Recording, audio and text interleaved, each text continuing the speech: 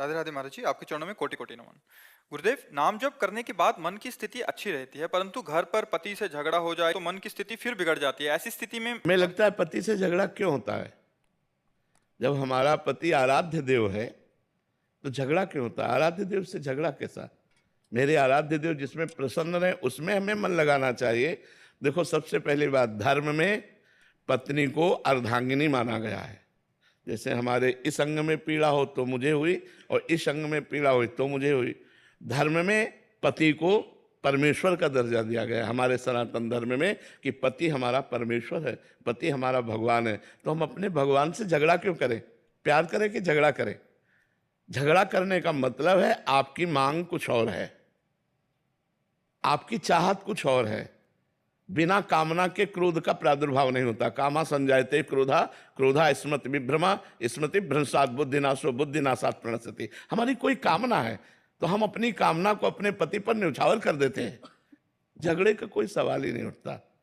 पति पत्नी में झगड़े का तो कोई सवाल ही नहीं उठता। उसका झगड़ा भी एक प्रेम बढ़ाने वाला होता है। वो झगड़े जो आजकल बर्ताव चल रहा है, वही देखो, आप बच्चों के बीच में रहते हैं, आप फाइनल बता रहे हैं वही बात जो हम कहा कि आज हमारा समाज पतन की ओर जा रहा है। तो अब आजकल जो बच्चियां कई बच्चों से मिलती हैं वो अपने पति पर अनन्य कैसे हो सकती है? जो बच्चे कई बच्चियों से मिलते हैं वो अपनी पत्नी को अर्धांगिनी कैसे मान सकते हैं?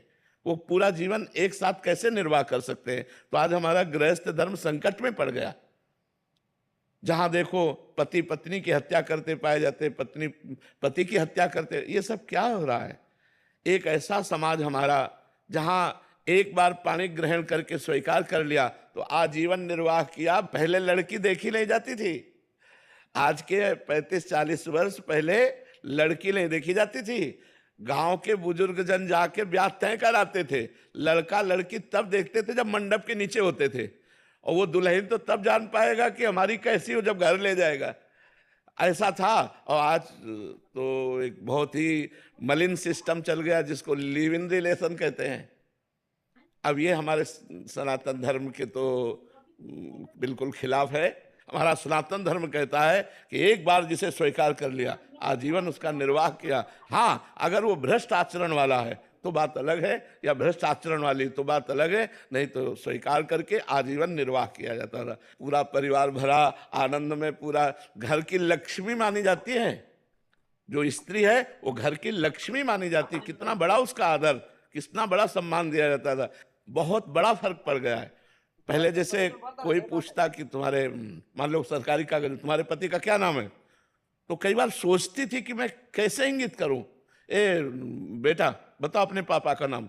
मतलब हिचक होती थी कि मैं अपने पति का नाम कैसे बोल दूं। इतना आदर होता था, इतना आदर होता था। जो हमारे सनातन धर्म की मर्यादा वो धीरे धीरे खोती चली जा रही है। कितना प्रेम, दिन भर मेहनत करके ऑफिस से या किसानी करके आया, घर आते ही खुशहाल हो जाता था।